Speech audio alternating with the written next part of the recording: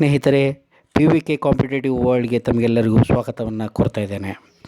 ಇಂದು ನಾನು ನಿಮಗೆ ಬಹಳ ಇತ್ತೀಚಿನವಾಗಿರ್ತಕ್ಕಂತಹ ಒಂದು ಚಾಲ್ತಿಯಲ್ಲಿರ್ತಕ್ಕಂತಹ ಒಂದು ಸುದ್ದಿಯನ್ನು ನಾನು ನಿಮಗೆ ನೀಡ್ತಾ ಇದ್ದೇನೆ.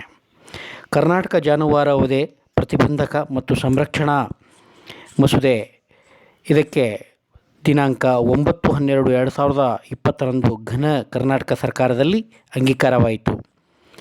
ಪಶುಸಂಗೋಪನಾ ಸಚಿವ ಪ್ರಭು ಚವ್ಹಾಣ್ ಅವರು ಮಸೂದೆಯನ್ನು ಮಂಡಿಸಿದ ನಂತರ ಗೋಮಾತೆಗೆ ಇಲ್ಲಿ ಪೂಜಿಸಿದ ಒಂದು ಕ್ಷಣವನ್ನು ತಾವು ನೋಡ್ತಾ ಇದ್ದೀರಿ. ಇಲ್ಲಿ ವಿಧಾನಸಭಾಧ್ಯಕ್ಷರಾಗಿ ಶ್ರೀಯುತರಾಗಿರ್ತಕ್ಕಂಥ ವಿಶ್ವೇಶ್ವರ ಹೆಗಡೆ ಕಾಗೇರಿಯವರು ಇದ್ದರು. ಕಾನೂನು ಸಚಿವರಾಗಿರ್ತಕ್ಕಂತಹ ಶ್ರೀಯುತರಾಗಿರ್ತಕ್ಕಂಥ ಮಾಧುಸ್ವಾಮಿಯವರು ಈ ಮಸೂದೆಯ ಉದ್ದೇಶವನ್ನು ವಿವರಿಸಿದರು. ಗೋಹತ್ಯೆ ನಿಷೇಧ ಕಾಯ್ದೆ ಈಗಾಗಲೇ ಇದೆ, ಕೆಲವು ಮಾರ್ಪಾಡು ಮಾಡಿ ಮಸೂದೆ ತಂದಿದ್ದೇವೆ, ಸಕ್ಷಮ ಪ್ರಾಧಿಕಾರ ಅಂತಾರಾಜ್ಯ ಸಾಗಣೆ ಮೇಲೆ ನಿರ್ಬಂಧ ವಿಧಿಸಿದ್ದೇವೆ ಎಂದು ಕಾನೂನು ಸಚಿವರಾಗಿರ್ತಕ್ಕಂಥ ಸನ್ಮಾನ್ಯ ಶ್ರೀ JC ಮಾಧುಸ್ವಾಮಿಯವರು ತಿಳಿಸಿದರು. ಘನ ಕರ್ನಾಟಕ ಸರ್ಕಾರದಲ್ಲಿ ಗೋಹತ್ಯೆ ನಿಷೇಧ ಕಾಯ್ದೆಯನ್ನು ಡಿಸೆಂಬರ್ ತಿಂಗಳಿನಲ್ಲಿ ಜಾರಿಗೆ ಮಾಡಿದಾಗ ಇದರ ಒಂದು ಪ್ರಮುಖವಾಗಿರ್ತಕ್ಕಂತಹ ವಿರೋಧ ಪಕ್ಷ ನಾಯಕರಾಗಿರ್ತಕ್ಕಂಥ ಶ್ರೀ ಸಿದ್ದರಾಮಯ್ಯನವರು ಇದ್ದರು. ಮಸೂದೆಯ ಪ್ರಮುಖ ಅಂಶಗಳು ಏನು ಅಂದರೆ, ಜಾನುವಾರು ವ್ಯಾಪ್ತಿಯಲ್ಲಿ ಹಸು, ಕರು, ಎಮ್ಮೆ, ಎತ್ತು ಸೇರಿವೆ. 13 ವರ್ಷದೊಳಗಿನ ಎಮ್ಮೆ ಮತ್ತು ಕೋಣಗಳು ಒಳಗೊಂಡಿವೆ.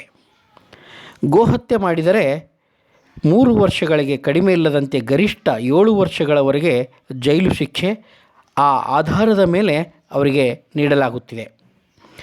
ಒಂದು ಜಾನುವಾರು ಹತ್ಯೆ ಮಾಡಿದರೆ ಸುಮಾರು 50,000 ರೂಪಾಯಿದಿಂದ 5 ಲಕ್ಷದವರೆಗೆ ದಂಡವನ್ನು ವಿಧಿಸಲಾಗುತ್ತದೆ.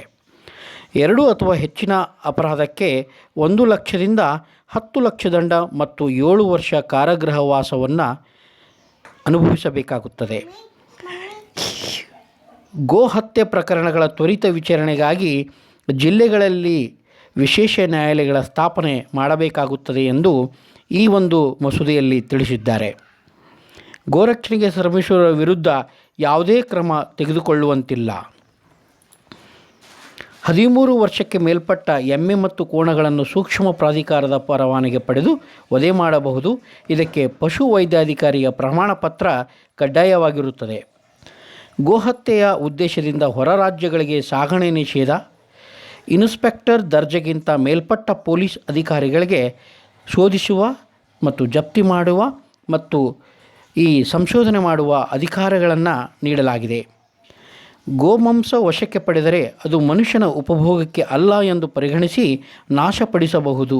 ಅದನ್ನು ಯಾವುದೇ ರೀತಿಯಲ್ಲಿ ಉಪಯೋಗ ಮಾಡಬಾರದು ಎಂದು ತಿಳಿಸಿದ್ದಾರೆ. ವಶಕ್ಕೆ ತೆಗೆದುಕೊಂಡ ಹಸುಗಳನ್ನು ಹರಾಜು ಹಾಕಬಹುದು. ಸೆಕ್ಷನ್ 19 ಪ್ರಕಾರ ವಶಕ್ಕೆ ಪಡೆದ ಹಸುಗಳನ್ನು ಆರೋಪಿಗಳಿಗೆ ವಾಪಸ್ಸು ಮಾಡುವಂತಿಲ್ಲ. ಸೆಷನ್ ನ್ಯಾಯಾಧೀಶರ ಹಂತದಲ್ಲಿ ಪ್ರಕರಣಗಳನ್ನು ವಿಲೇವಾರಿ ಮಾಡಬೇಕು. ಆರೋಪ ಸಾಬೀತಾದರೆ ಹಸು ಸಾಗಾಣಿಕೆ ಬಳಸಿದ ವಾಹನಗಳನ್ನು ಜಪ್ತಿ ಮಾಡಿಕೊಳ್ಳಬೇಕು ಮತ್ತು ಆ ಜಾನುವಾರು ಕಟ್ಟಿಹಾಕಿದ ಸ್ಥಳಗಳನ್ನು ಸಹ ಆಕ್ರಮಣ ಮಾಡಿಕೊಳ್ಳಬೇಕು ಎಂದು ಘನ ಕರ್ನಾಟಕ ಸರ್ಕಾರ ಡಿಸೆಂಬರ್ 9 ಈ ನಿಯಮವನ್ನು ಜಾರಿಗೆ ತಂದಿದೆ. ಧನ್ಯವಾದಗಳು.